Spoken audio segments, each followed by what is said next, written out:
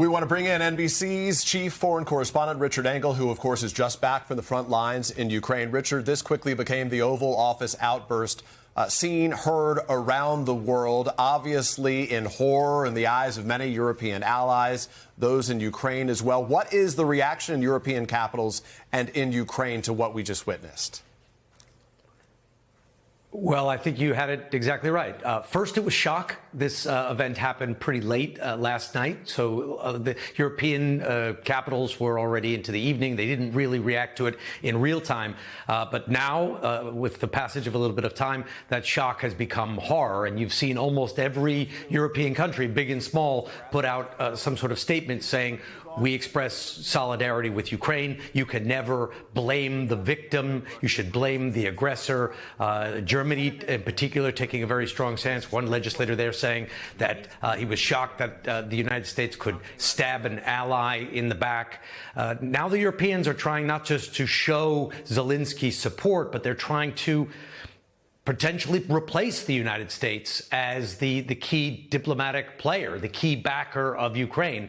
And Keir Starmer in the UK, you said Zelenskyy just arrived in London. It is because the UK is now trying to organize an emergency summit.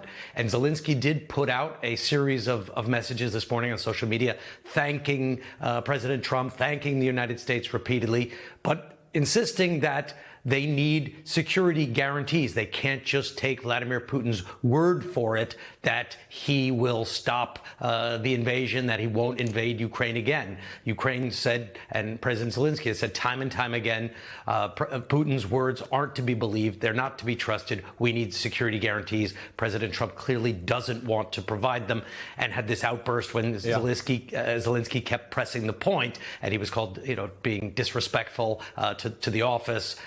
Europe is now trying to turn its shock and horror into some sort of action, but it is not likely, Peter, that the Europeans are going to take this burden and be able to shoulder it alone. They still need American participation. It is the essential partner. So then, Richard, is there any hope that this gets repaired, that this relationship can get patched up?